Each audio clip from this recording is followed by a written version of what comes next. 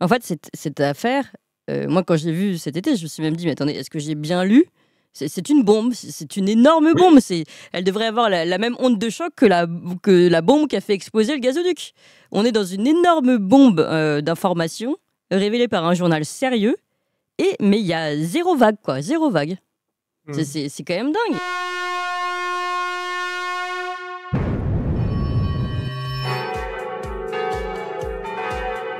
La matinale Tocsin, 7h30, 9h30, à la volée.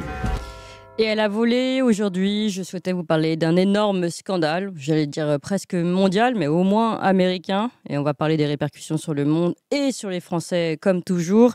Un scandale qui ne fait pas grand bruit en France, comme toujours aussi, j'ai envie de dire. Lundi 26 août, lundi dernier, le PDG de Meta, vous savez, Facebook et Instagram, le fameux Mark Zuckerberg, a affirmé dans un courrier très solennel, un courrier adressé à une commission du Congrès américain, que l'administration Biden avait fait pression, je le cite, sur ses équipes pendant des mois pour qu'elles censurent certains contenus. Alors, quels contenus? Certains contenus liés au Covid-19, ça c'est sa première révélation. Il a également reconnu que le FBI les a mis en garde, c'est une façon de dire qu'ils ont fait pression, contre une opération de désinformation russe potentielle, je le cite toujours, concernant la famille Biden et la société Burisma, vous savez, société gazière en Ukraine, justement, avant les élections de 2020.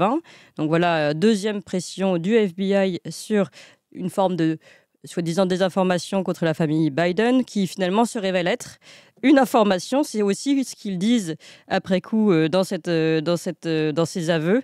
Nous reconnaissons qu'il ne s'agissait pas de désinformation russe et rétrospectivement, nous n'aurions pas dû rétrograder ces articles et ces informations. Voilà ce que dit Mark Zuckerberg.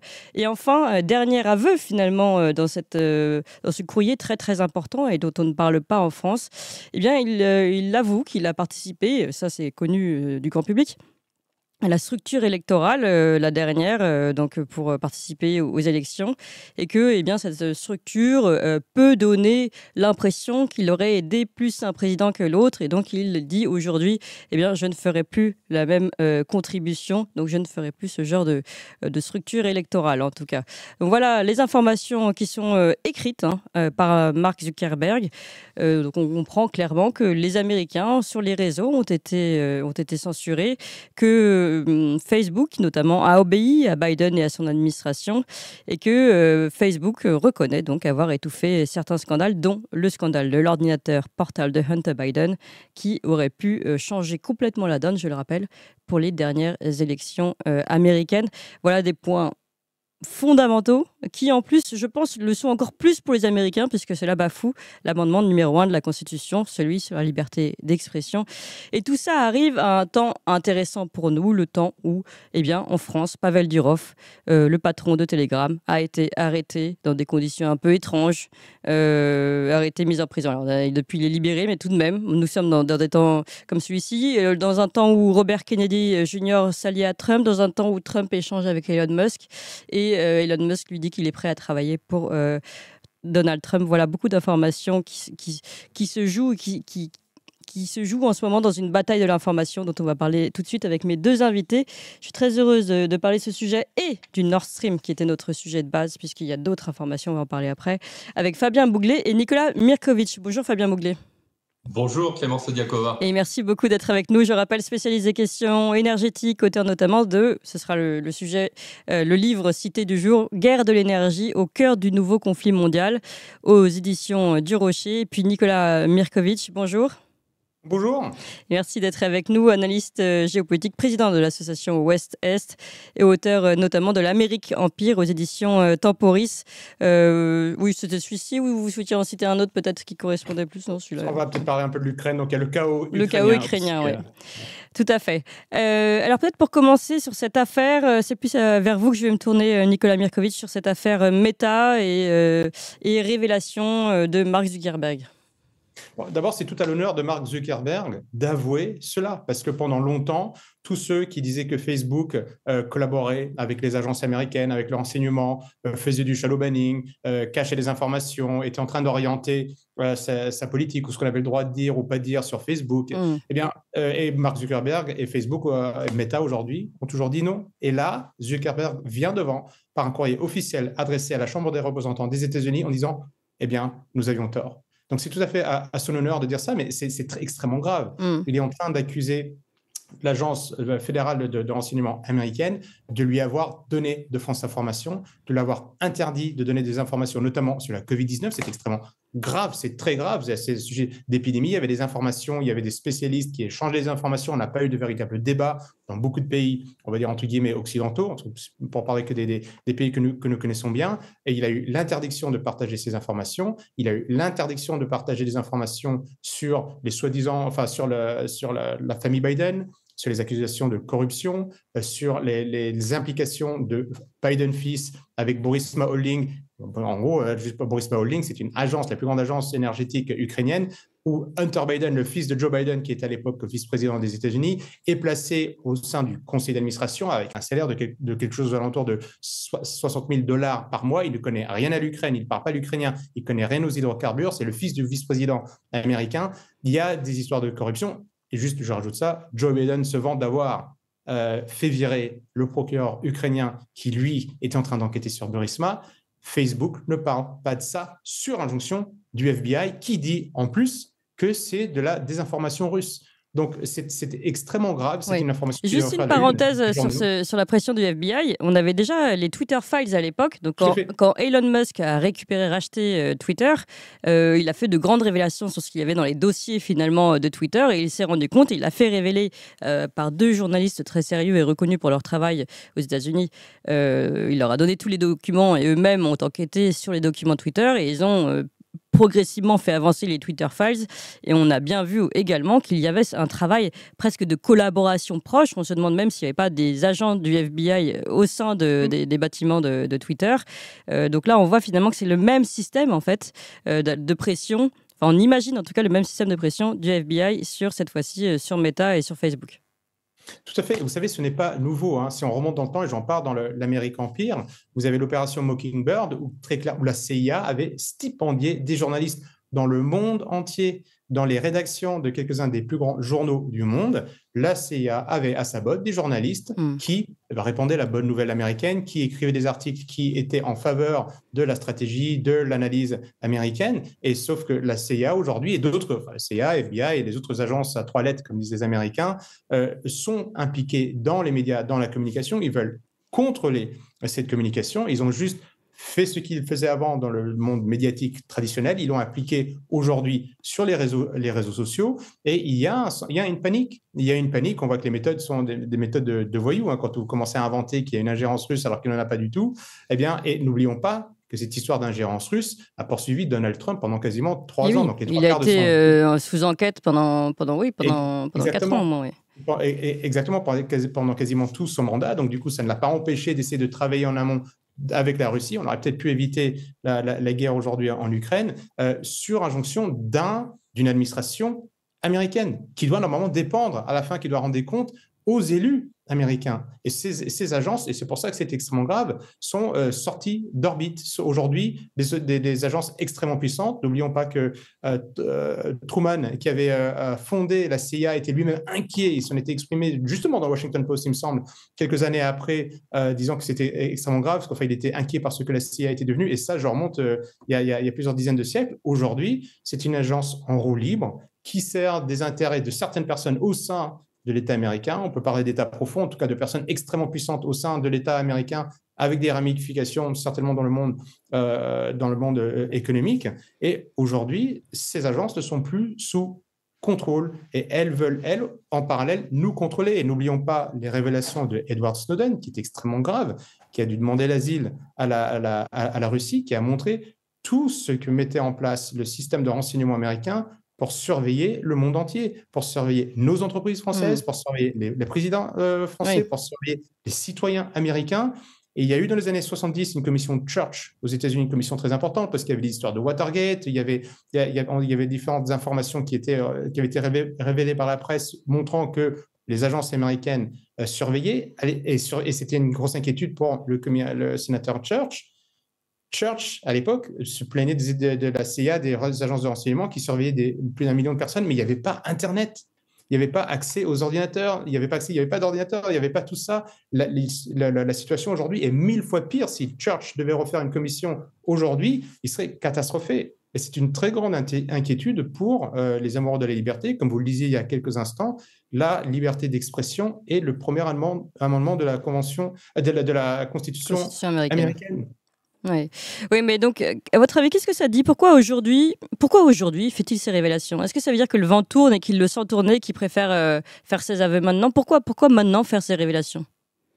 Oui, le vent tourne, ça c'est certain. Quelle est la puissance de ce vent? Je ne sais pas, on verra, mais le vent tourne. Et il y a de plus en plus de personnes qui sont au courant. C'est-à-dire que ces méthodes qui sont mises en place depuis longtemps, au moins de manière sûre depuis la fin de la Deuxième Guerre mondiale, étaient occultées. On n'avait pas accès à cette information. Il fallait lire vraiment des lettres confidentielles pour savoir qu'il y avait quelques fuites, quelques informations, ou parler à des personnes qui étaient dans le renseignement, qui finissaient par vous le dire. Là, aujourd'hui, c'est tellement flagrant. On a eu l'affaire Julian Assange, on a eu l'affaire Snowden, on a l'affaire Durov en ce moment, on a toutes ces informations qui sortent. Elon Musk qui reprend la société à Jack Dorsey et qui part de ces Twitter files qui dit oui, il y a eu de la pression par des agences américaines pour contrôler ce qu'on avait le droit de dire ou pas dire sur Twitter.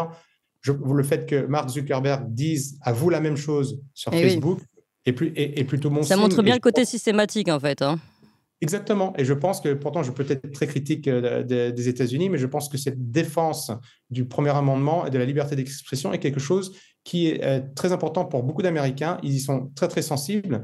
Et cette affaire fait beaucoup de bruit aux États-Unis. Malheureusement, elle n'en fait pas assez chez nous, mais elle fait beaucoup de bruit aux États-Unis. Et je pense que Zuckerberg fait attention à son image. Aujourd'hui, il faut qu'il repense son réseau social. Il a organisé Meta. Il est concurrencé par d'autres réseaux sociaux qui donnent accès à la liberté d'expression. Donc, il faut qu'il pense aussi à son modèle économique et aussi à l'état d'esprit des Américains qui voient ça vraiment comme une attaque contre leur constitution et qui sont certainement un peu plus véhéments que nous pour la défendre.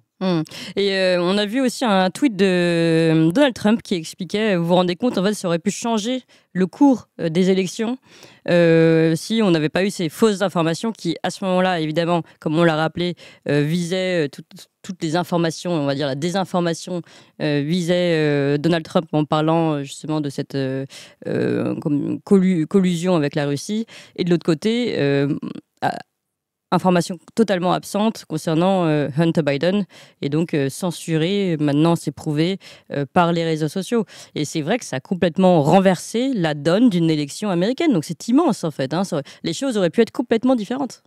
Tout à fait. Et n'oublions pas que ce qui est fait sur les réseaux sociaux se pratique également au sein des rédactions des médias dominants, que ce soit des télévisions, des radios, des journaux. Et parfois, il suffit d'écouter la télévision ou de regarder la télévision en France. On voit que c'est exactement les mêmes communiqués qui sont repris, c'est les mêmes invités sur les plateaux. Il y a une volonté de contrôler l'information. Et aujourd'hui, on peut orienter une élection. À quoi sert la démocratie si l'information est orientée? Normalement, si on doit choisir parmi les hommes politiques, on doit avoir un accès équitable, objectif, honnête sur les programmes des uns et des autres. Or, on se rend compte dans le monde occidental aujourd'hui qu'on est dans des systèmes où les dés sont pipés, où on vous dit vous avez le droit de voter pour qui vous votez, alors c'est qui vous voulez. Alors, c'est vrai qu'on peut avoir accès aux élections, mais derrière, si vous avez des médias qui n'arrêtent pas de vous dire que tel candidat est le meilleur et que tel candidat est horrible, et si en plus des agents de l'État sont en train de dépenser l'argent payé par le contribuable pour dire du mal des autres candidats, eh bien, il n'y a plus de démocratie. On est dans les dés sont pipés. Simplement truqué. Et ça, c'est la vérité. C'est ce qu'avait dit Donald Trump aux États-Unis. Il le dit, il était ancien président des États-Unis. Il dit les élections ont été truquées. C'est quand même le comble pour un pays qui n'arrête pas de donner des leçons de démocratie au monde entier. Dernière question avant de me tourner vers Fabien Bouglet à ce sujet. Est-ce que ces révélations, là, qui sont très récentes, font du bruit aux États-Unis? Oui, ça fait énormément de bruit. Évidemment, Mark Zuckerberg est une personne extrêmement connue aux États-Unis, qui a déjà dû rendre des comptes devant la Chambre des représentants. Il a été sommé de donner pour des questions de pédophilie. Et exactement, il y a des menaces sur la protection des mineurs sur Facebook, sur Meta, sur les différents réseaux. Il a été auditionné, il a été sur le grill. Il avait présenté ses excuses d'ailleurs. Exactement. Et Facebook est encore, Meta est encore très, très populaire aux États-Unis. Et donc, le fait que lui descende à l'arène et dise que Biden lui le cite, il cite l'agence FBI, lui met la pression, c'est quelque chose qui fait évidemment beaucoup de bruit. Je pense que les États-Unis ont besoin impérativement d'une nouvelle commission Church prise en main par les élus du Congrès qui vont faire une enquête sur ces agences pour savoir à qui est-ce qu'elles rendent des comptes, pourquoi est-ce qu'elles prennent ces initiatives, qui est-ce qui tire les ficelles, jusqu'où elles vont. On a tellement d'informations de Snowden de la part de différents journalistes indépendants ou même des journalistes connus, Tucker Carlson, à longueur de journée, des pressions qu'il a pu recevoir quand lui était chez Fox et chez d'autres, qu'il faut mettre ça à plat. Et derrière, si on est intelligent, on va faire la même chose chez nous. Quel est le rôle? Qui est en train de donner les informations aux médias français? Qui est-ce qui contrôle? Pourquoi est-ce qu'on a des informations qui vont toujours dans le même sens? Pourquoi est-ce qu'on ne peut pas avoir des débats de fond sur des sujets extrêmement importants? Pourquoi est-ce qu'on n'a pas des experts avec des opinions différentes qui puissent affronter leurs idées, discuter dans le but de chercher une solution? Quand il nous manque cela. Pourquoi le compte Instagram des patriotes, entre guillemets, est fermé? Pourquoi Pavel Durov est aujourd'hui arrêté? Oui, il y a beaucoup de questions. Pourquoi les chaînes russes sont fermées en France alors que nous, on trouve ça choquant quand les nôtres sont fermées en Russie? Et que nous, c'est ça, on voit les leurs, on a accès à les chaînes françaises, on peut voir les en Russie. Et nous, c'est bizarre. Et nous sommes censés être les démocrates, les défenseurs de la liberté d'expression. Oui. Donc, il est vraiment plus que temps d'ouvrir les yeux et d'agir. Alors, Fabien Bouglet, est-ce que d'abord vous avez peut-être une réaction? On parlait de Burisma, là, pour le coup, on rejoint un peu votre secteur. Avant de parler des grandes nouvelles également qui ont été publiées cet été concernant l'opération Nord Stream, on va dire l'affaire Nord Stream 1 et 2. Concernant cette affaire et ces révélations de Mark Zuckerberg, est-ce que ça vous étonne, vous? Eh bien, en fait, tout d'abord, je dirais qu'il y a un lien extrêmement étroit entre les informations qui ont été données par Mark Zuckerberg et la question de la guerre de l'énergie à l'échelle mondiale, parce que vous venez de le signifier, les informations qui étaient cachées dans le cadre des informations contrôlées par les réseaux sociaux, par la CIA, la FBI, était le fait que Hunter Biden était dans une société énergétique ukrainienne. Et c'est bien la place de l'énergie et de l'Ukraine qui est au cœur de cette troisième guerre mondiale que j'ai signifiée dans mon livre « Guerre de l'énergie ». Et le fait que le fils du président américain soit dans une société énergétique ukrainienne montre l'importance que revêt le contrôle de l'Ukraine par les États-Unis, par la CIA, puisque il y avait la révolution orange de 2004, puis la révolution du Maïdan. Il y a des informations tout à fait précises qui montrent qu'il y avait la CIA qui était derrière ces révolutions. Et donc, il y avait bien cette information à cacher de la place des États-Unis au cœur de l'Ukraine et du contrôle de l'Ukraine sur les questions énergétiques. Donc ça, c'est déjà aussi une autre information c'est très intéressante au travers de l'information. L'Ukraine et l'énergie ukrainienne, en tout cas l'énergie qui transite par l'Ukraine, c'est un peu le nœud gordien de tout ce qui se passe aujourd'hui. C'est le nœud gordien et c'est ce qui fait le lien avec le sabotage de Nord Stream. On va rentrer dans les détails. Ça, c'est le premier point, je dirais, c'est le point de fond qu'il y a derrière cette problématique de liberté d'expression et du fait de cacher une information aussi importante, puisque derrière, cette crise de l'énergie est au cœur de la guerre militaire en Ukraine entre la Russie et les États-Unis au travers de l'Ukraine, par biais de l'Ukraine. Et puis, d'autre part, je dirais que, ayant écrit un des rares livres sur la guerre de l'énergie, il y a eu très peu de livres sur le sujet, on voit, et j'ai fait 3 livres sur l'énergie, on se rend compte de quoi au travers de ces différentes années que nous avons vécues? Qu'en réalité, vous avez une série de médias qui vont, comme le vôtre, donner des informations sourcées, documentées au cœur de la problématique et de la réflexion intellectuelle. Vous parliez du débat de fond. Et puis, vous avez des médias officiels qui aujourd'hui ne font que des narratifs alternatifs. Et c'est ça, moi, qui alternatif, me mais sidère. mainstream d'une certaine façon. C'est-à-dire que les médias mainstream sont devenus ceux qui pouvaient être considérés comme des médias alternatifs sont aujourd'hui des médias comme le vôtre qui sont en réalité des vrais médias d'information. Et les médias dits mainstream ne font qu'un narratif alternatif c'est intéressant. et complètement déconnecté de la réalité.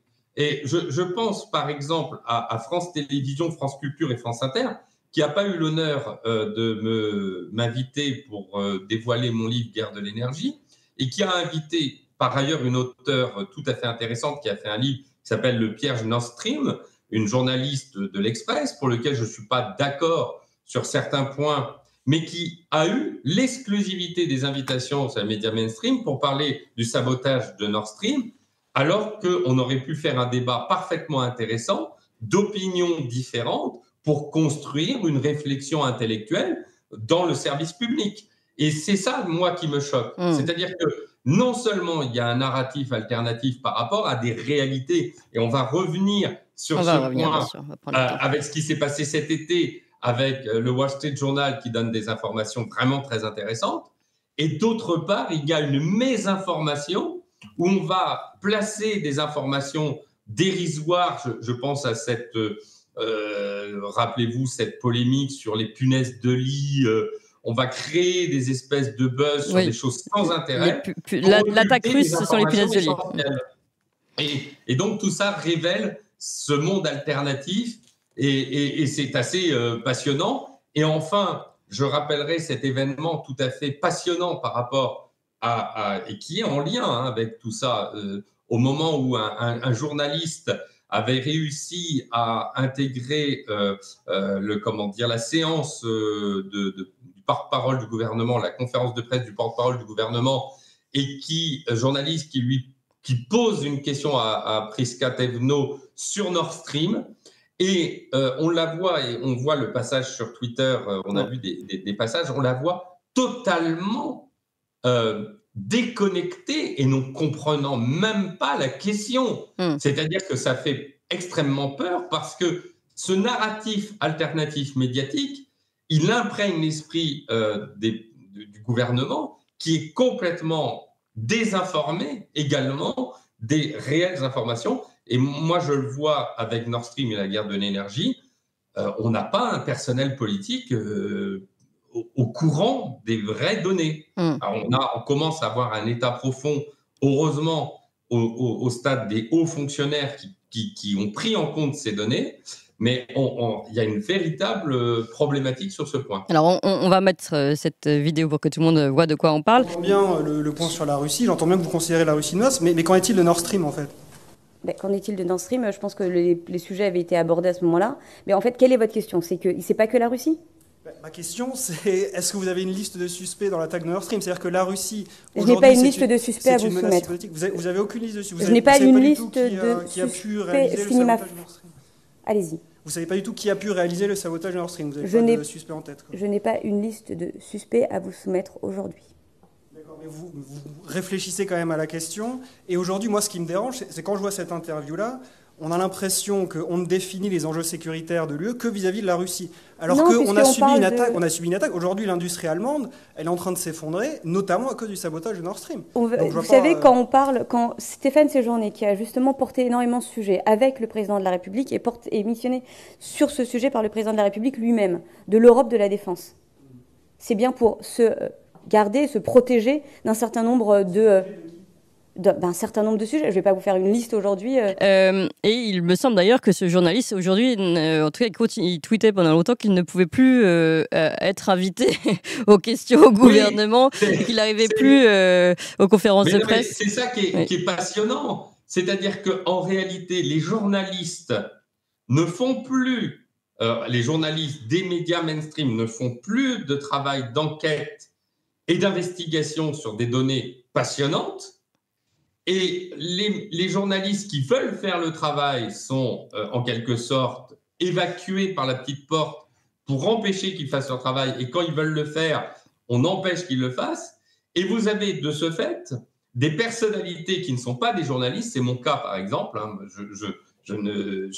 à la base je ne suis pas journaliste, eh bien aujourd'hui le travail d'enquête, il est apporté et il est diffusé par des personnes qui n'ont pas de pression de leur rédaction ou du rédacteur en chef et qui ont cette liberté d'expression qui fait qu'ils peuvent s'exprimer sur le sujet. Et donc, c'est un paradoxe fou où on a une reconfiguration générale de l'information, où l'information aujourd'hui, réelle, documentée, sourcée, ce que nous faisons avec plaisir parce qu'on aime travailler, on peut se tromper, hein, mais on aime travailler avec rigueur, eh bien, n'est plus fait par les médias mainstream qui, en fait, aujourd'hui, sont des médias de narratifs alternatifs et c'est incroyable. C'est amusant le renversement. C'est d'ailleurs très intéressant. On vit en effet dans une époque très très intéressante où énormément de choses se passent et c'est pourquoi je suis toujours très heureuse de vous recevoir pour tenter de comprendre au mieux.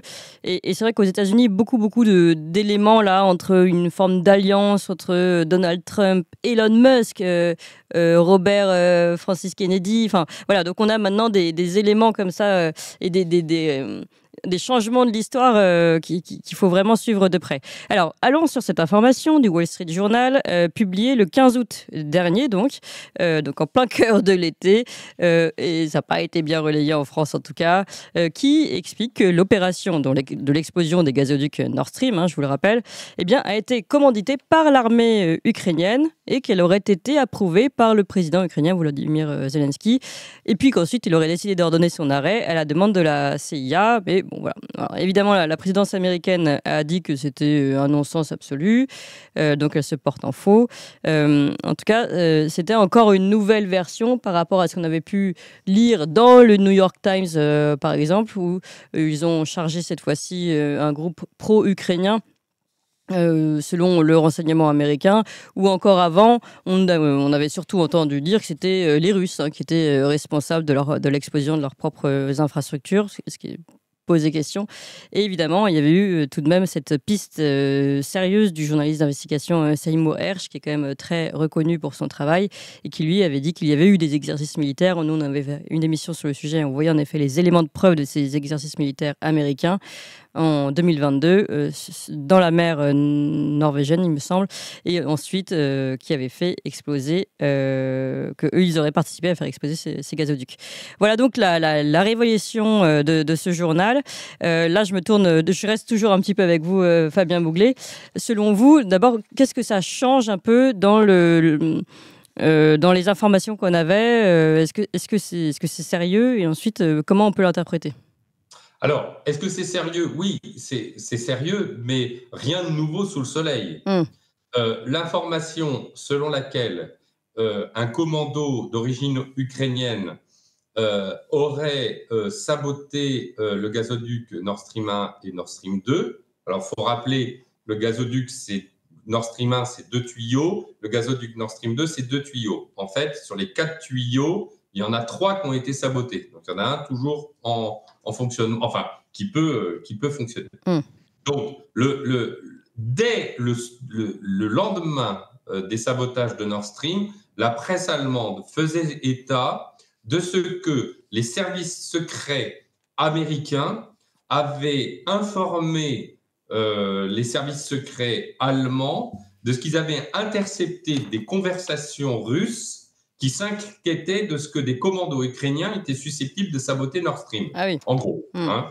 Et donc, la piste ukrainienne, depuis le départ, ne fait que monter. C'est-à-dire que le 27 septembre, on a dans la presse allemande cette information, et puis progressivement, dans la presse américaine, on voit les informations s'étoffer progressivement sur la piste de l'Andromeda, l'Andromeda étant le voilier qui a été utilisé. Alors, on parle de faux passeports ukrainiens, on parle de location avec la Pologne.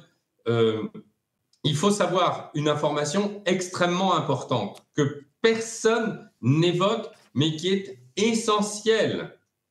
Le sabotage de Nord Stream est intervenu le 26-27 septembre.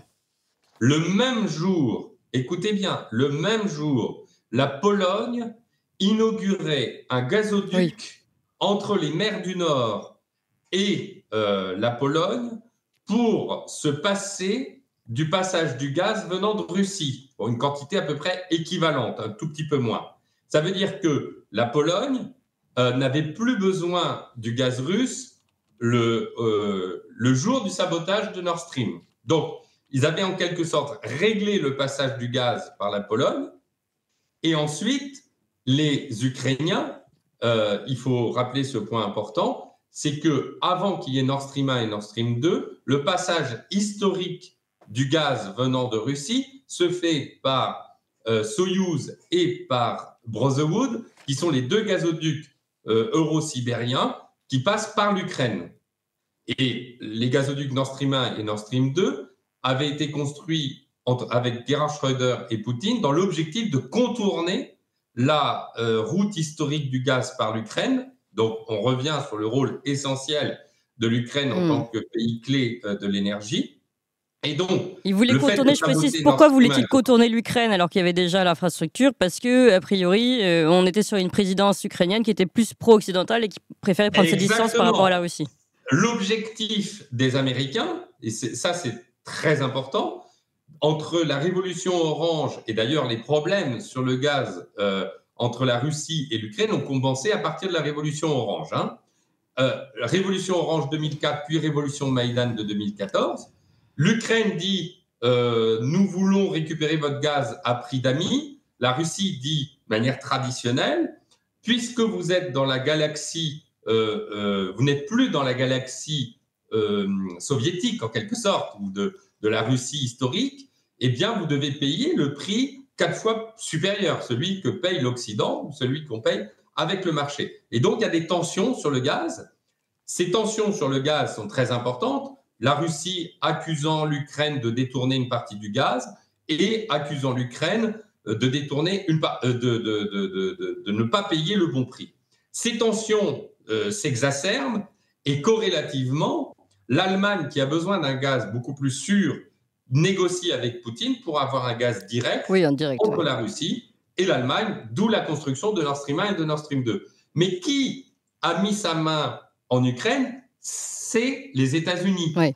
Bon, Donald Trump au départ. À l'information du début de notre émission. C'est que les États-Unis, dans l'axe mer Baltique, mer Noire, veulent contrôler tous les pays d'Europe de l'Est qui font la jonction entre l'Europe occidentale et la Russie. Et l'Ukraine est un pays clé, d'où la nécessité pour l'Amérique de contrôler l'Ukraine et de contrôler les systèmes d'approvisionnement en gaz de Europe qui est corps et main liée à la Russie. Et donc, le détournement du gaz par Nord Stream 1 et Nord Stream 2 fait perdre, en quelque sorte, le contrôle de l'Ukraine par les États-Unis qui perdent un maillon extrêmement puissant de contrôle de l'Europe par l'Ukraine, pays stratégique. Et donc, effectivement, le sabotage de Nord Stream 1 et de Nord Stream 2 a des conséquences très fortes parce qu'il coupe la voie de passage de 25%. Écoutez bien, Clémence. Avant le sabotage, Nord Stream 1 et Nord Stream 2 pouvaient distribuer 25% de la consommation en gaz de l'Union européenne. C'est dire l'importance stratégique de ces tuyaux dans le contrôle de l'énergie. Et donc, de ce fait, ça n'est pas étonnant d'imaginer, et en tout cas, l'Ukraine et la Pologne ont vraiment un intérêt à voir la destruction de Nord Stream 1 et de Nord Stream 2, parce que l'Ukraine récupère son pouvoir de nuisance par le contrôle du passage du gaz russe vers l'Europe. Et donc, l'idée que ça puisse être un commando ukrainien est tout à fait séduisante dans ce système. Après, il y a 3 grandes théories. La première, c'est celle qui est arrivée tout de suite à dire c'est les Russes qui ont auto-saboté leur infrastructure, ce qui paraît quand même assez farfelu que les Russes détruisent une infrastructure qui est au cœur de leur guerre énergétique et de contrôle énergétique de l'Europe. Ils ne vont pas détruire une infrastructure qui leur sert, qui est un atout fort, une arme de guerre énergétique. Oui, et puis une manne financière tout de même, en plus. C'est possible, faut prendre toute hypothèse, mais ça me semble quand même farfelu. La théorie de Seymour Hersh, qui est de dire c'est un commando dans le cadre d'opérations de l'OTAN qui sont descendus et qui ont posé des bombes 4 mois à l'avance. J'y crois pas tellement pour une raison simple, c'est que je vois pas pourquoi les bombes n'auraient pas explosé en même temps. Là, elles ont explosé à 19 heures d'écart. Donc, on voit bien que le commando est allé d'abord dans un lieu. Il faut à peu près... j'ai étudié avec des personnes qui connaissent bien 80 mètres, un marin, un plongeur pose une mine sans problème. Il a besoin de 30 minutes de sas de décompression, ou si dans le bateau, il y a un caisson, il a besoin de 30 minutes, et puis hop, ils vont faire l'autre explosion qui était un peu plus loin. Donc, Seymour Hersh, il y a des petites faiblesses, me semble-t-il. Par contre, l'idée qu'il y a un commando ukrainien, et c'est le Wall Street Journal cet été, a donné des précisions.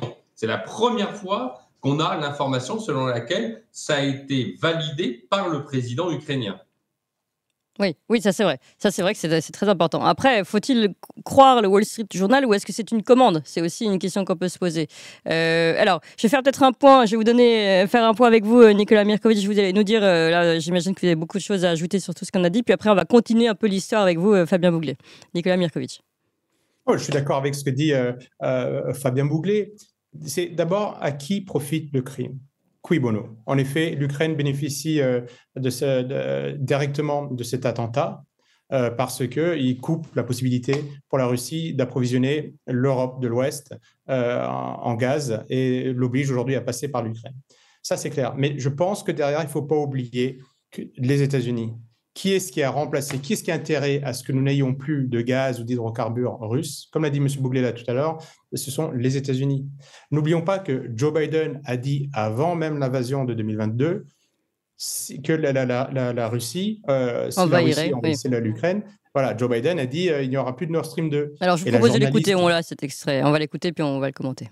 Okay. If Russia invades, that means tanks or troops crossing the border of Ukraine again. Then there will be no longer a Nord Stream 2. We will bring an end to it. How will you do that exactly? Since the project and control of the project is within Germany's control. We will. I promise you, we'll be able to do it. Oui, alors je traduis pour ceux qui ont pas compris. Je précise que c'est une intervention du 7 février 2022. Donc si la Russie envahissait l'Ukraine, il n'y aurait plus de Nord Stream 2, dit Joe Biden. Mais comment vous feriez cela, demande la journaliste. Je vous promets qu'on le ferait. Voilà. Voilà la traduction. Alors, je vous redonne la parole. Ils avaient annoncé la couleur. Et pour revenir à ce que vous disiez tout à l'heure, où on parlait à un moment de Donald Trump, lui aussi, les Américains ont peur de cette relation qu'il y a entre la Russie et l'Europe de l'Ouest, parce que les Américains ont, dans leur vision stratégique du monde, identifié l'Europe, je le rappelle, c'est Zbigniew Brzezinski qui le dit lui-même dans Le Grand Échiquier, comme protectorat américain. Et si l'Europe collabore avec la Russie, et s'il y a un partenariat qui se renforce entre la Russie et le reste de l'Europe, eh bien, les États-Unis reviennent à être un État satellite par rapport à une grande collaboration qui se ferait entre nations indépendantes, souveraines, idéalement européennes.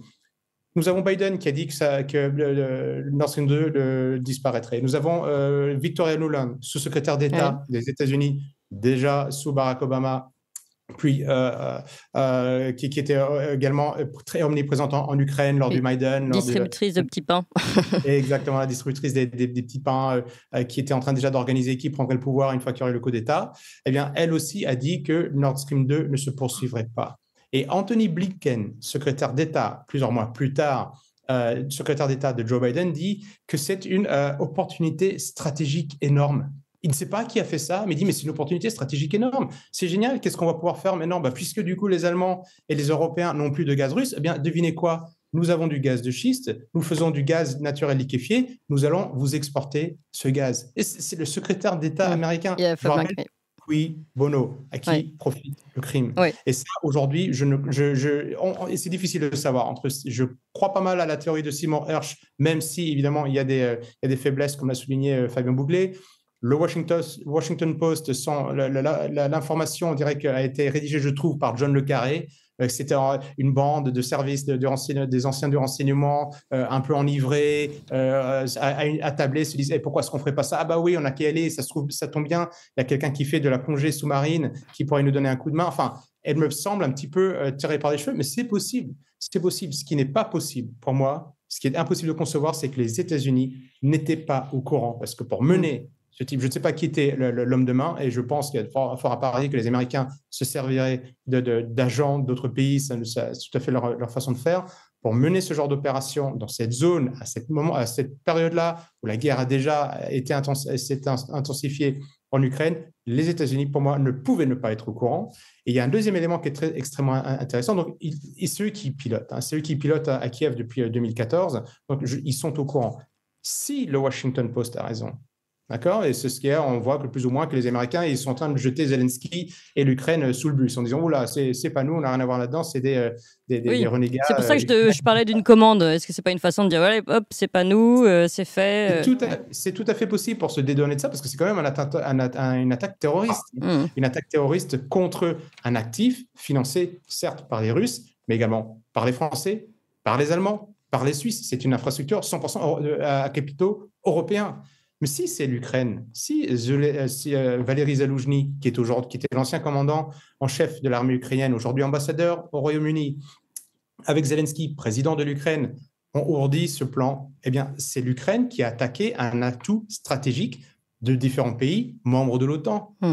Si c'est ça le cas, eh bien, que fait l'OTAN? L'OTAN pourrait invoquer l'article 5 de sa charte pour attaquer l'Ukraine, qui a commis un attentat terroriste contre des actifs qui appartiennent à des pays membres de l'OTAN. Donc alors, soit Washington Post a raison et donc il faut demander à l'Ukraine de rendre des comptes, ou alors, voilà, en effet, c'est encore une histoire qu'on essaie de nous faire gober pour essayer de déresponsabiliser je vais y arriver, les États-Unis. Ce qui est sûr et certain, c'est que Washington, je ne sais pas à quel niveau, mais Washington était au courant. Mais attendez, parce que là, vous parlez du Washington Post, donc on n'est pas sur l'article du Wall Street Journal sur la... Pardon, excusez-moi, j'ai dit c'est le Wall Street Journal. Wall Street Journal, voilà. C'est juste pour...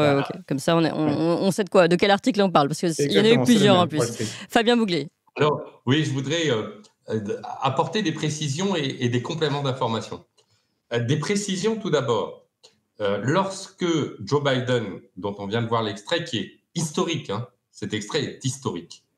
Quand Joe Biden fait cette intervention, d'abord, il faut comprendre que c'est le deuxième passage qui est le plus important. Quand la journaliste lui demande de donner des précisions sur comment ils allaient procéder.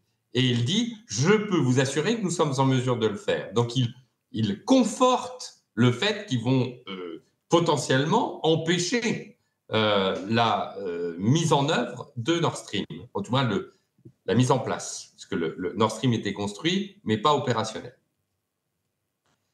Mais ce qu'on ne voit pas, là, c'est que Olaf Scholz, le chancelier allemand, il est à côté de Joe Biden. C'est-à-dire que Joe Biden dit, avec la présence d'Olaf Scholz... la première personne concernée. Nous allons dégommer Nord Stream. Ou du moins empêcher sa mise en place, enfin son côté opérationnel. Donc ça, c'est essentiel. C'est-à-dire que, Angela Merkel précédemment était moins... elle va voir les États-Unis au mois de juin de l'année précédente, et c'est beaucoup plus tendu avec Angela Merkel. Là, Olaf Scholz, c'est une vraie carpette. Il ne dit rien, il ne réagit pas. Ça, c'est le premier point. Le deuxième point, il est évident à qui profite le crime, on vient de le dire, mais il est évident que les États-Unis jouent un rôle majeur et essentiel dans ce sabotage de Nord Stream. Que l'Ukraine soit l'opérateur, c'est une chose.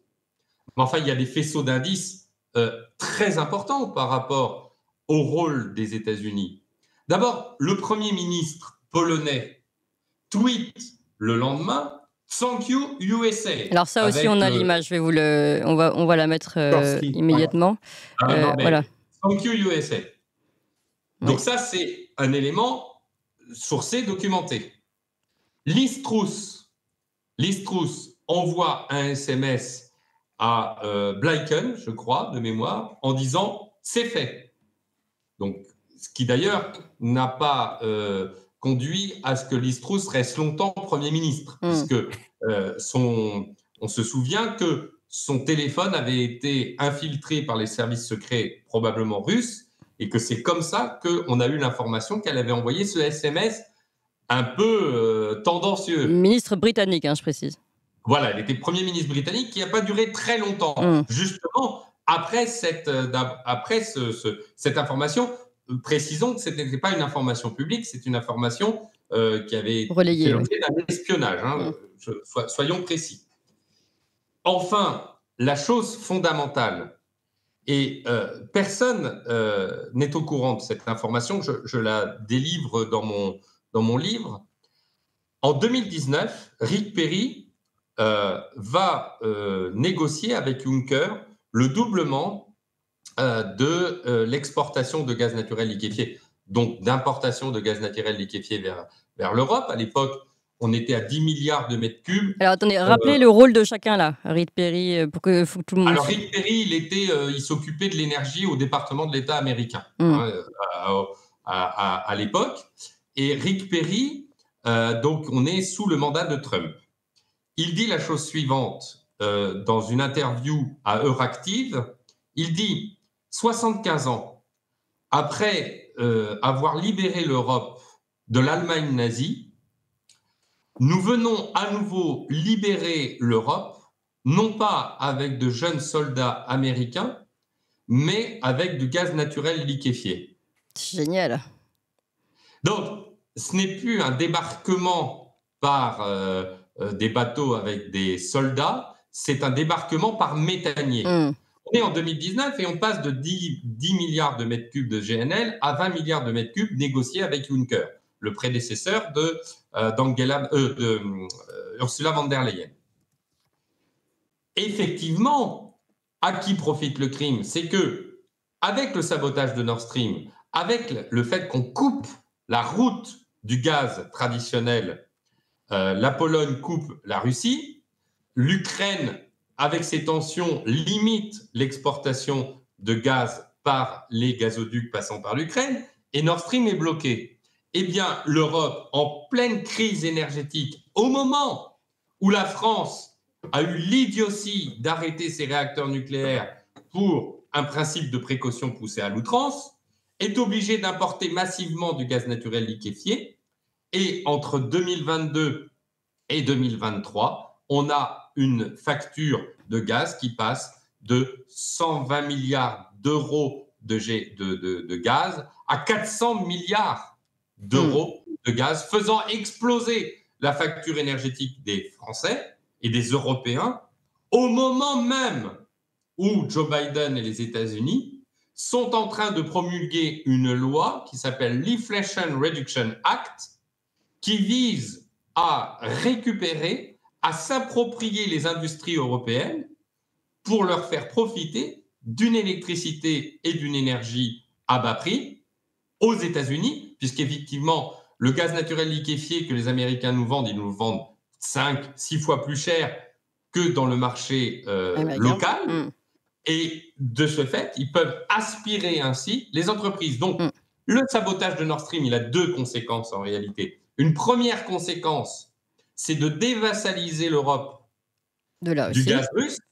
On avait vu l'effet de levier en effet de la Russie qui profitait à la Russie avec ce gazoduc. Dès que la Russie n'est pas contente, on avait vu d'ailleurs juste avant la guerre qu'elle commençait à limiter, soi-disant pour des problèmes techniques, les exportations. Donc on voit bien l'effet de levier. Donc il ne faut surtout pas pour les Américains que la Russie puisse avoir cet effet de levier.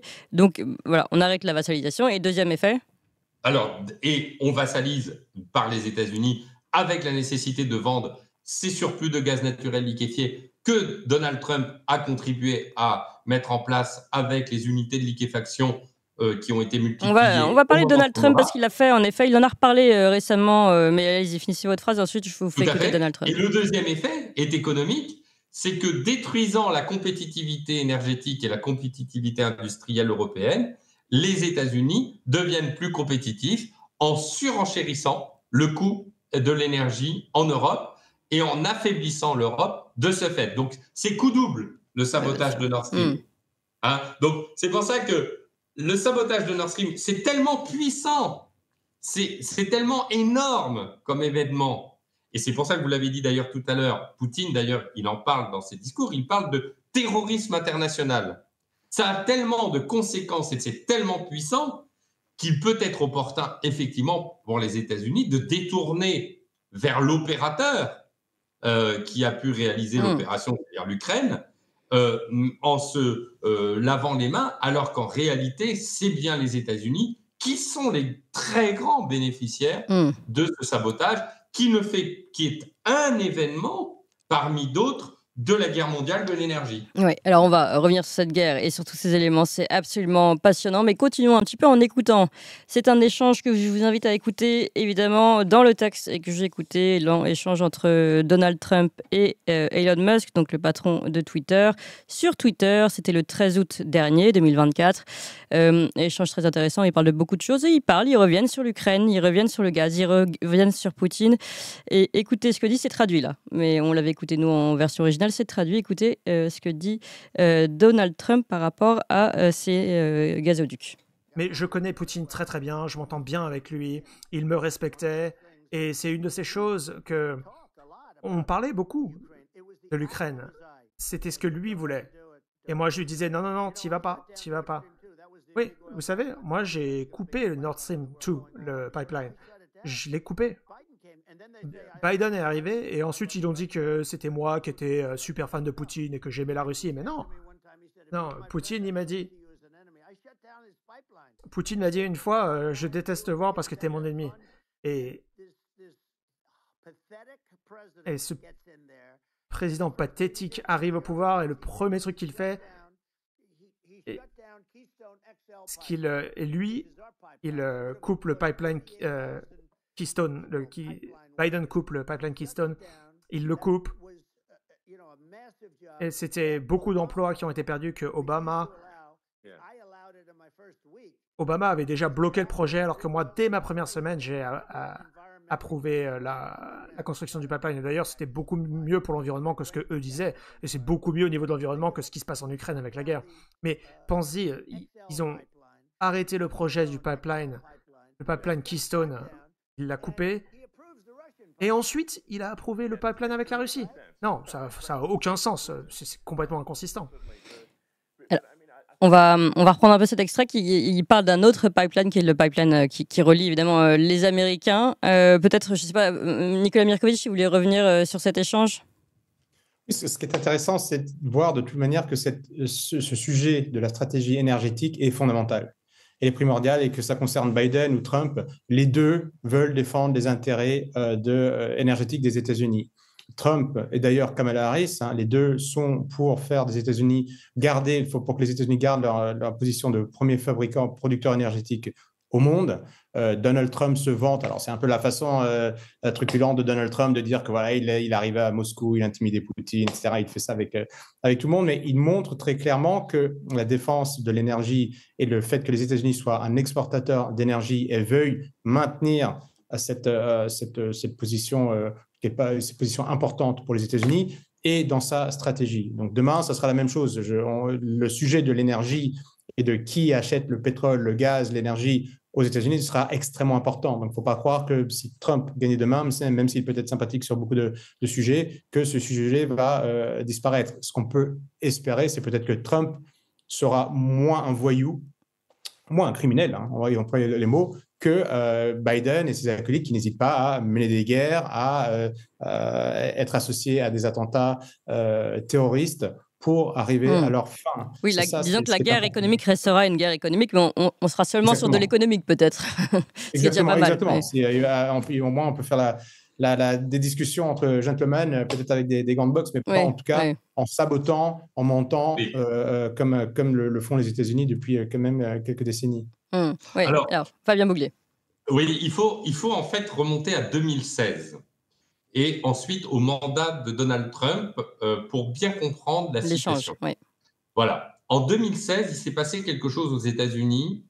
Il s'est passé que pour la première fois, depuis l'histoire du pétrole, donc rappelons le colonel Bragg qui découvre la façon de faire le premier puits de pétrole en 1859, fin du 19e, pour la première fois, les États-Unis sont autonomes énergétiquement. Ça veut dire quoi? Ça veut dire que leurs exportations sont supérieures à leurs importations. Et donc, ils ont des surplus. Et grâce à quoi? Grâce aux techniques de gaz de schiste, qui permettent d'aller plus profondément dans les sous-sols pour aller récupérer ce fameux gaz de schiste qui donne du pétrole et du gaz. C'est d'ailleurs plutôt très mauvais pour l'environnement et dans une version écologique. Oui, mais c'est ce que contredit d'ailleurs Donald Trump dans l'échange. Il dit non, aucun problème d'écologie.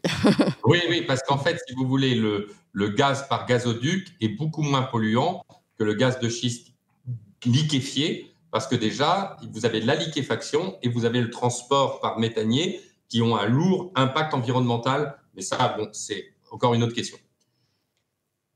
Quand Donald Trump arrive au pouvoir, il hérite de cette situation de gaz de schiste qui est désormais permet aux États-Unis d'être autonomes énergétiquement. Et donc, il voit l'intérêt d'exporter considérablement le gaz naturel et il va mener 2 grands chantiers énergétiques. Le premier, il va mener le chantier de la liquéfaction. Et notamment, il va augmenter les capacités de liquéfaction. Ça, c'est très important, en particulier dans le Texas.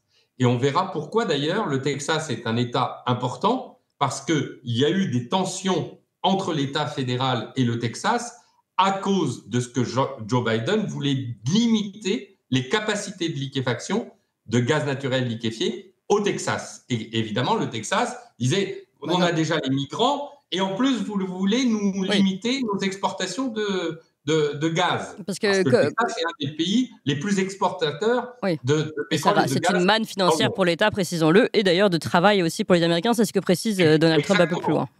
Et le deuxième, donc Trump, c'est un pragmatique, c'est un homme d'affaires américain. Et face à cette liquéfaction, il va mettre en place des lois extraterritoriales pour punir les entreprises qui vont participer à la construction de Nord Stream 2. Pourquoi Nord Stream 2? Parce que autant Nord Stream 1, 55 milliards de mètres cubes, ça pouvait passer pour les États-Unis, ils l'acceptaient. Autant Nord Stream 2, qui double la capacité de Nord Stream 1, on passe de 55 milliards à 110 milliards de mètres cubes. Et ces 110 milliards de mètres cubes permettent, au fond, de ne plus avoir besoin du gaz qui passe par l'Ukraine. En gros, du gaz américain. Le Poutine et l'Allemagne peuvent dire « Ciao, on arrête de passer du gaz par l'Ukraine. » Puisqu'en fait, donc, c'est pour ça que les États-Unis n'ont pas intérêt à la construction de Nord Stream 2. À telle enseigne que tous les doctrinaires américains sur le sujet parlent de freedom gas, de gaz de la liberté. Et dans le narratif des hiérarques américains, c'est passionnant, ils disent il y a le freedom gas, où ils parlent de molécules de la liberté pour faire face au gaz fasciste des gazoducs russes. C'est génial. Donc, c'est très intéressant. Et ça, donc vous avez une série de lois extraterritoriales sur le gaz, et vous avez une autre série, il ne faut surtout pas le limiter, parce qu'on verra dans cette année électorale américaine qui va être passionnante que ça va avoir un impact avec la France. Donald Trump entame la résurrection du nucléaire américain en mettant en place une législation pour développer le nucléaire et en particulier l'enrichissement de l'uranium qui, jusqu'à présent, se faisait au Kazakhstan et en Russie et qui obligeait les Américains à importer de l'uranium enrichi par des pays dans l'orbite de la Russie. Et donc, Donald Trump va faire exactement les deux bras armés de la guerre énergétique, le gaz et le nucléaire, pour contrebalancer les deux bras énergétiques de Poutine, que sont Gazprom, la société publique de distribution du gaz, et Rosatom, la distribution publique du nucléaire et la construction du nucléaire civil et militaire. Et donc, en fait, Donald Trump, c'est l'artisan de la réaction et de la résistance face à la guerre énergétique mondiale que mène Vladimir Poutine. Il ne faut pas se leurrer. Donc, en bonhomme d'affaires, Donald Trump réagit et met en place les garde-fous pour contrebalancer. Mais il veut le faire à la loyale, il veut pas le faire. Et d'ailleurs, l'échange, et on a une traduction, mais je suis pas sûre qu'elle soit parfaite d'ailleurs, ce moment-là de la traduction, quand Donald Trump dit, Vladimir Poutine m'a dit, moi ce que j'avais compris c'était, je détesterais être ton ennemi. En gros, on s'entend bien comme ça, on a des bons échanges, mais ce sujet-là, ou ton adversaire, je crois qu'il dit, il montre bien que ils ont des échanges cordiaux quand ils discutent, mais ce sujet-là, de toute façon, était déjà un point d'achoppement. Ils se respectent en tant que... Moi, j'ai eu l'occasion de traiter avec des Américains, des hommes d'affaires. C'est des hommes cash, on voit bien. Trump, c'est quelqu'un de cash. Bon, voilà, on est d'accord sur nos désaccords, mais on ne va pas se faire la guerre. Voilà, en gros, c'est ça. Et ce qui est intéressant, c'est que Joe Biden, en fait, l'État profond américain continue la politique, a continué la politique de Donald Trump, mais effectivement, il a raison, Donald Trump. Joe Biden a atténué les mesures, les lois extraterritoriales, il les a atténuées. Mais au début de mandat de Joe Biden, il les a atténuées. Parce qu'après, l'équipe de Joe Biden a re-radicalisé. C'est-à-dire qu'ils ont d'abord baissé la garde sur le gaz et le gaz naturel liquéfié. Et ensuite, ils se sont re-radicalisés à la fin du mandat de Joe Biden, aboutissant à la guerre en Ukraine que nous connaissons. Et Joe Biden, encore récemment, et c'est un des enjeux de l'élection européenne, a bien précisé qu'il voulait atténuer les capacités de gaz naturel liquéfié, ce que ne veut pas faire Donald Trump dans son programme. Lui, au contraire, il veut vendre du gaz à tout va et faire de la trésorerie pour les États-Unis. Donc, on voit que l'enjeu énergétique est un enjeu phare des élections ça, c'est clair. Alors, avec tout ce qu'on sait, maintenant qu'on a fait quand même un bon survol de tout ce qui s'est passé, au moins des choses essentielles qui se sont passées autour de ces gazoducs et de l'Ukraine et de l'énergie, Fabien Bouglet, je voulais vous poser cette question. À votre avis, que change et que va changer, ou est-ce que ça ne va rien changer du tout, parce qu'on a vu que c'est un peu tombé, en tout cas en plein milieu de l'été pour les Français, que ça n'a pas créé de réaction. Ces informations du Wall Street Journal, et en tout cas, qu'est-ce qu'il faut suivre là pour la suite autour de cette guerre énergétique?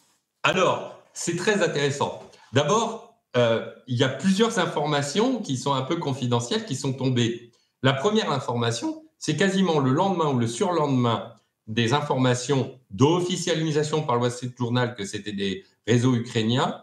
Le gouvernement allemand a dit supprimer les aides militaires et financières à l'Ukraine, quasiment concomitamment.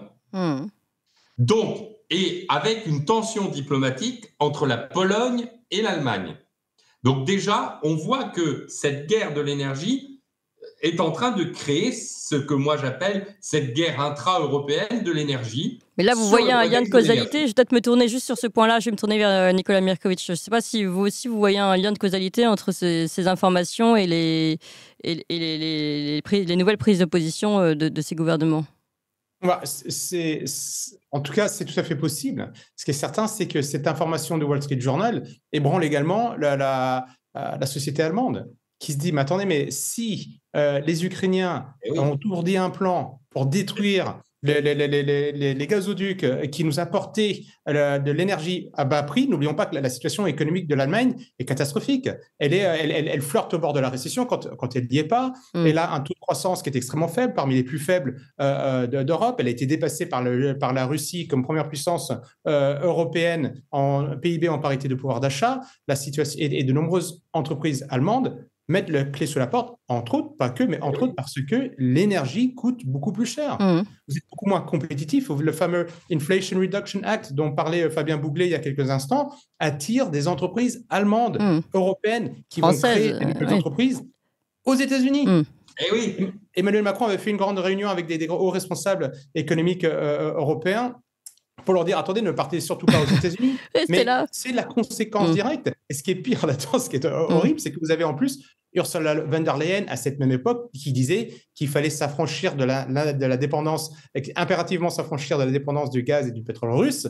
Et elle se rue dans les bras, elle a tout fait pour se ruer dans les bras des Américains. Les Russes ne nous ont jamais obligés d'acheter du pétrole et du gaz. C'est juste que leur pétrole et le gaz étaient faciles à cheminer, il était peu polluant et il était bon marché. Maintenant, on est obligé d'aller acheter aux États-Unis beaucoup plus cher. Et donc, ça a un impact direct sur l'Allemagne. Et donc, les Allemands se disent, mais attendez, notre économie va très très mal et on se rend compte que la société, que le pays qui est en partie responsable de cette enfin la partie qui est le fait qu'on ait perdu l'accès à ce gaz russe soit lié à l'État ukrainien. L'État, je ne parle pas des membres, l'État ukrainien. Et nous sommes en train de dépenser des milliards d'euros pour aider l'État ukrainien. Il y a quelque chose. Mais là on revient sur ce que vous disiez tout à l'heure, Nicolas Mirkovic. Finalement, si l'Europe et les gouvernements européens se disent attendez, si c'est l'Ukraine officiellement qui a fait ça, et nous on est membre de l'OTAN, et c'est une attaque terroriste contre nous, on doit réagir contre l'Ukraine.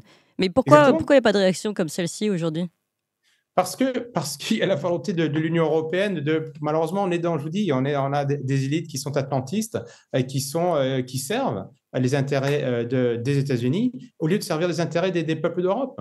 L'intérêt de l'Europe, c'est d'acheter un gaz bon marché pour notre économie, peu importe d'où qu'il vienne. Mais là, vous disiez... Chine, Qatar, on en a besoin pour notre économie. C'est le sang de l'économie. Et ensuite, on va sur le marché, on achète le meilleur. Et si on achète russe, c'est russe. Et si on a envie de changer, le lendemain, on change. Mais là, on est dans une situation où les Américains nous mettent dans une situation où on est forcé d'acheter leur gaz et leur pétrole de schiste, qui est, comme le disait Fabien Bouglet tout à l'heure, interdit. On n'a pas le droit de faire ça en France. En tout cas, on n'a pas le droit d'exploiter ce gaz et ce pétrole de schiste pour des raisons environnementales. Et les élites européennes, Ursula von der Leyen, de quoi est-ce qu'elle se mêle quand elle dit on doit se libérer du gaz et du pétrole? Non, on doit acheter là où c'est de notre intérêt pour défendre nos emplois, pour être productifs, pour être innovants sur le marché. Là, aujourd'hui, eh bien, nous allons perdre cette compétitivité et parce que nous avons des élites, je vous dis, qui sont très atlantistes, qui sont passées par des universités américaines, des ONG américaines, qui ont été abreuvées de cinéma et télévision américains et qui, aujourd'hui, pour certains d'entre eux, rendent des comptes à Washington et pas aux peuples européens. Nicolas Mirkovic, tout à l'heure, vous disiez, pour l'Allemagne, là, quand même, l'Allemagne se rend compte qu'il y a quand même un problème puisque c'est le pays qui soutiennent, l'Ukraine, qui est responsable de leur propre détérioration financière. Mais est-ce que quand vous dites les Allemands, vous pensez à qui? Parce que est-ce que le gouvernement a émis tout de même une communication? Non, il n'y a pas. Si cette information est vraie, le gouvernement allemand devrait être beaucoup plus réactif. Attendez, on se rend compte qu'il y a un État qu'on aide, qui a saboté un outil fondamental, un atout stratégique de la nation. Donc, il devrait avoir, l'ambassadeur doit être convoqué immédiatement, il doit y avoir une réunion en très haut lieu, on doit essayer de récupérer les personnes membres de ce commando, Zaloujny est ambassadeur au Royaume-Uni, alors il a certainement l'immunité diplomatique, mais il y a quelques noms qui ont été dévoilés, un autre nom, un Vladimir Z dans l'article du Wall Street Journal. L'Allemagne devrait réagir fortement. Alors, Fabien Bouglet. C'est juste que l'Allemagne a réagi en demandant à la Pologne de lui livrer un membre du commando et donc de l'extrader, et membre du commando qui a disparu de Pologne. Oui. Donc on voit bien qu'il y a des tensions. Après l'article, Après l'article, exactement. Tout à fait. Et alors, je voulais juste rajouter une autre information qui est passée aussi inaperçue, qui est toute récente, c'est que l'Ukraine, qui passait encore plusieurs dizaines de milliards de gaz par les gazoducs historiques, vient de dire qu'il était désormais hors de question de passer les 15 milliards de mètres cubes et ne veut plus renégocier avec la Russie le passage du gaz par les gazoducs historiques. Ça veut dire que le gazoduc polonais est coupé, que Nord Stream est coupé et que désormais l'Ukraine va couper le gaz venant de Russie, évidemment piloté par les États-Unis, eh bien, il va bien falloir racheter du gaz de quelque part, Ouais, et ce sera le gaz américain, Voilà. confortant encore plus la vassalisation européenne vis-à-vis des systèmes énergétiques américains. Il faut se réveiller. Il faut se réveiller. Parce que là, l'Europe est en voie de vassalisation totale. Donc personne n'a posé la question dans les gouvernements, et pourquoi pas la France, rêvons un peu, personne n'est allé poser la question aux Ukrainiens pour leur dire, mais attendez, qu'est-ce que c'est que cette histoire, cette révélation du journal, du Wall Street Journal, aujourd'hui? Vous n'avez pas cette information? Non. De ce que je sais, moi, non, rien. Alors que c'est une bombe. Si c'est vrai, c'est une bombe. En tout cas, normalement, on devrait prendre ces informations au sérieux, en tout cas, enquêter. Bah oui, enfin, le Wall Street Journal, jusqu'à maintenant, n'était pas accusé de complotisme ou je ne sais quoi. Il y a une enquête. Il y a une enquête qui a été Il y a une menée autre information qui est aussi essentielle. C'est que la France, je rappelle, aide et soutient logistiquement l'Ukraine de manière plus ou moins officieuse, avec peut-être des forces sur place de manière plus ou moins officieuse. Et pour autant, l'Ukraine a commandé 9 réacteurs nucléaires à Westinghouse. Oui, c'est vrai. Pas un seul pour la France. Et moi, je m'insurge. On n'est pas des paillassons. Oui, mais là, on est dans la guerre économique. C'est grave, mais c'est moins grave que l'autre, quand même. Non, mais c'est extrêmement important. Non, mais c'est tout à fait symbolique. Vous avez raison, Fabien Mouglier. Tous ces éléments confortés les uns avec les autres font que, effectivement, l'Ukraine est complètement pilotée par les États-Unis et que face à cette vassalisation de l'Ukraine par les États-Unis, l'Europe est complètement démunie. Aveugle. Volontairement, certainement. Ouais. Alors, Nicolas Mirkovic, vous étiez en train d'expliquer autre chose. Pardon. Je disais que là, normalement, ce pavé dans la mare, cette bombe médiatique. Oui, c'est une bombe. Ouais. Voilà. Même la Commission européenne, si elle avait l'intérêt, elle disait mais qu'est-ce que c'est que ça? On est en train d'aider l'Union. On a dépensé plus de 100 milliards d'euros pour aider l'Ukraine et elle sabote un atout stratégique. Donc, on devrait dire on arrête tout, on discute, on veut savoir exactement qui a fait ça, pourquoi. Est-ce que c'est remonté jusqu'à Zelensky, qui est le président?